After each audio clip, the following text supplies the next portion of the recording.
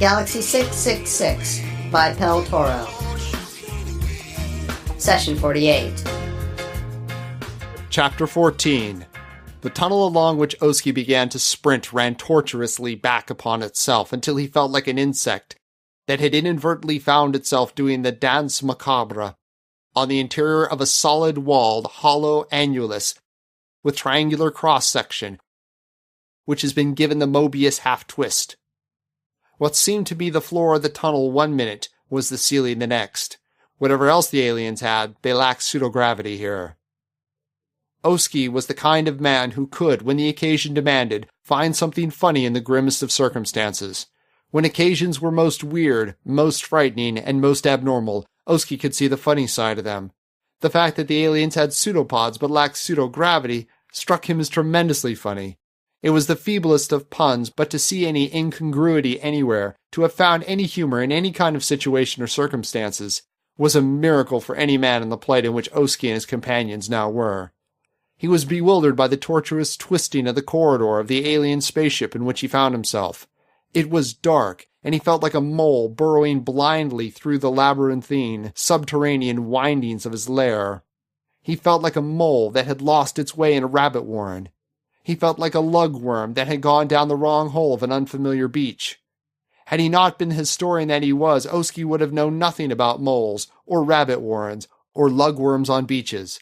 But when a man who enjoys history is really steeped in the period in which he specializes, he knows it a great deal more analytically than a man who has actually lived through that period. The makers of history are sometimes much less aware of what they are actually doing than those who read their exploits and who examine their endeavors from 1,000 years hence. The perspective of time is as important to the objective thinker as is the perspective of space and distance. No man who is examining a mural on the dome of a mighty cathedral would dream of going right up into the dome itself and thrusting his face against the figures depicted in pigment. The man standing on the cathedral floor will obtain a far more complete view and obtain a much fuller sense of the wholeness and the beauty of the murals than the man who swings from the painter's cradle a few feet from his own work. This is the case with history itself. We are so close to our own motives that we are unable to fully understand them. We are so close to our own deeds and acts that we are not able to comprehend the consequences. True poetry, if one of the finest definitions of true poetry is a valid one, is emotion recollected in tranquility. The emotion itself, during the emotional moment, is so strong and so powerful that it destroys the vital objectivity which is indispensable to an apprehension and comprehension of a true perspective.